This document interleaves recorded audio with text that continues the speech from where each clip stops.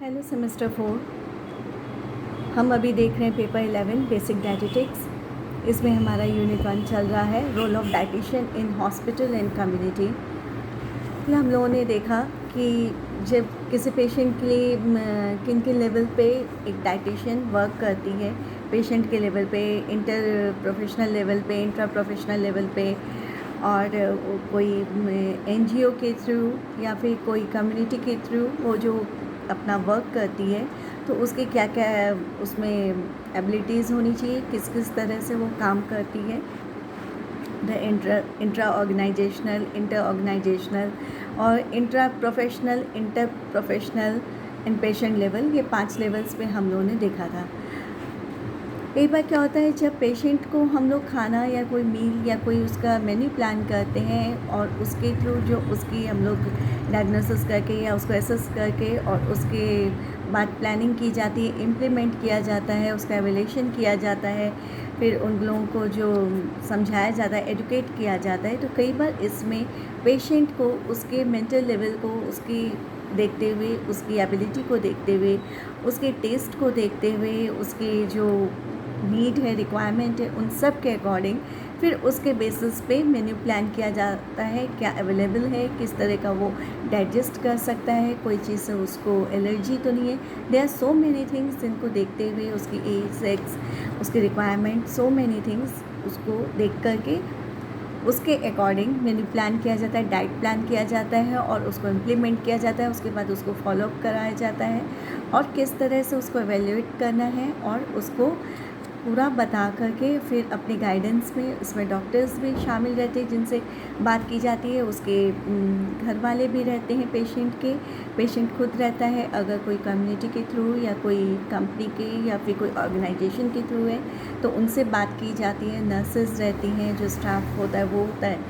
इधर सबसे बात करके फिर वो एक डाइटिशियन या एक न्यूट्रिशनिस्ट उनको फॉलो करवाते हैं या बताते हैं। जब हम देखते हैं कि अगर जो उसका मील जो हम लोग जो चेंज या जो डाइट प्लान बनाया है उसको फॉर्म भी चेंज किया जाता है कि किस फॉर्म में देना है।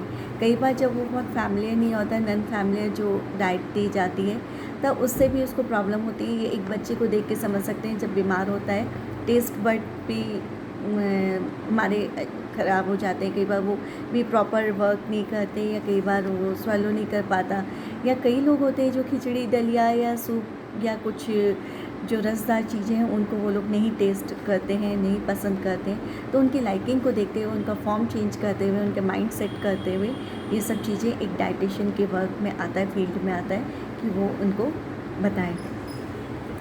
Appetites are depressed during illness, weakness and exhaustion. Hence, change in diet may be gradually brought about. If it has to be done suddenly, then the changes may be such that the deviation from the patient's normal diet is minimal. The surroundings in which the food is served influences the appetite. Thus, it must be served as attractively as possible. उसे खूब अच्छे से करके, खूब जितना वो liking उसकी हो पाए उसको करना चाहिए.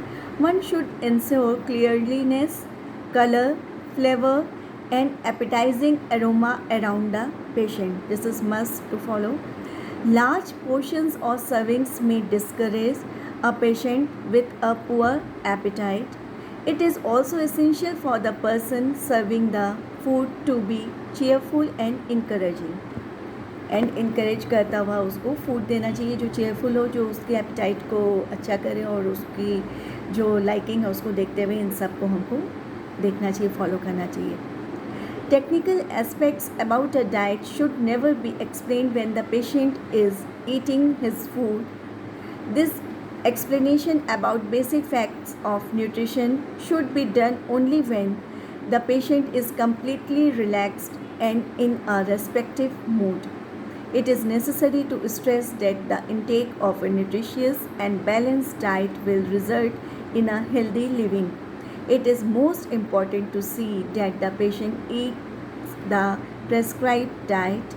Unless a diet is meticulously followed, it is of no use. अगर वो बहुत उसे यूज़ करेगा, उसको प्रॉपर एक वे होता है उसमें, अगर वो उस डाइट को फॉलो नहीं कर रहा है, उसको ले नहीं रहा है, तो फिर इसका कोई यूज़ नहीं होगा. Tools for effective nutritional counselling, this is must to know. Behavior and dietary Behavioral and dietary changes can be helpful in preventing or treating a variety of prevalent health problems. Dietitians can be helpful in motivating patients to make positive dietary changes by physically active, and all this can be achieved to a very great extent with effective nutrition counseling. This is must to know कि एक dietary जो उसको बता रहे हैं या जो dietary changes हुए हैं उसको फॉलोअप कराना है, या उसको एसेस करते हुए उसकी कंडीशन, मेडिकल कंडीशन को देखते हुए, उन सब को ध्यान में रखते हुए जो डाइटरी चेंजेस होंगे उसके लिए एक डाइटिशियन का रोल बहुत इम्पॉर्टेंट है, तभी उसकी नीड भी है. There are some user-friendly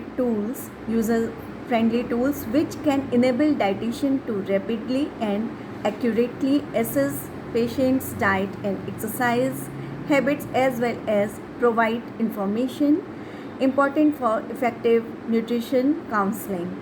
The Nutrition Academic Award has developed 2 new tools.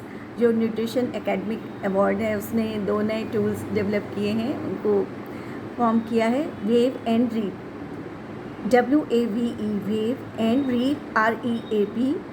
Wave and REAP that can help healthcare providers conduct nutrition assessment and counseling with their patient in a practical and effective manner. The WAVE. What is WAVE? The WAVE tool is designed to encourage provider or patient dialogue about the pros and cons of the patient's current status related to weight, activity, variety and access.